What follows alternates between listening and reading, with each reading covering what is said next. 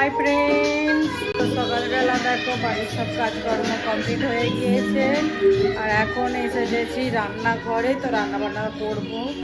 আজকে হচ্ছে শনিবার, তো চলো আজকে রান্নাবান্না কমপ্লিট করা যাক। দেখো আজকে বাজার এনেছে, তো এখানে আজকে একটু শাকই আনা হয়েছে, কারণ একটু শাকসবজিও খাওয়া উচিত, কারণ গরমটা যেহেতু প্রচুর পরিমাণে পড়েছে। শাকসবজি আমাদের বেশিরভাগই হয়, মাছটাও বেশিরভাগ হয়। তো দেখো এখানে কি সুন্দর সুন্দর একদম কচি পটল এনেছে। এই পটলগুলো কিন্তু অনেক নরম। আর এইদিকে দেখো কুমড়োটাও ছিল অনেক টেস্টি। তো কুমড়ো আবার আমাদের বাড়িতে খুব একটা ওঠে না, যেহেতু কেউই খায় না বাড়ির। তো আমি আবার আগে খেতাম না, কিন্তু এখন সব কিছুই আস্তে আস্তে খাই, সব কিছুই ভালো লাগে। এদিকে হচ্ছে পুঁই শাক আবার লোটে শাকও ছিল। আর এই যে কালকের মাছ এনেছিল, তো মাছই আছে, আজকে মাছ করব, সবগুলোই করে ফেলবো।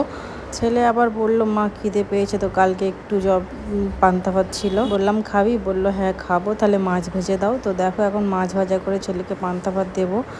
পান্তা ভাত বলতে এটা কালকে রাত্রে ভাত বেশি ছিল, জল দিয়ে রেখে দিয়েছিলাম। গরমকালে এটা খেতে ও যা লাগে একমাত্র বাঙালিরাই বুঝবে এর স্বাদ কি। অল্প ছিল, ছেলের মতো হয়ে গিয়েছে। আর মাছ ভেজে দিয়েছি, পেঁয়াজ আর লঙ্কার তেল মাখিয়ে দিয়েছি।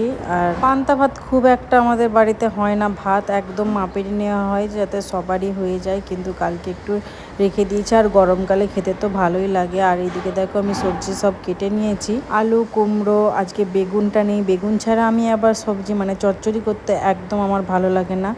আর এইদিকে দেখো কুমড়ো, পটল সব কিছু, আলু, এই যা ছিল সেগুলো দিয়ে এই যে চচ্চড়ি বানাবো। আর এইদিকে দেখো সজনে ডাঁটা অনেক ছিল, সজনে ডাঁটার মশলা করব।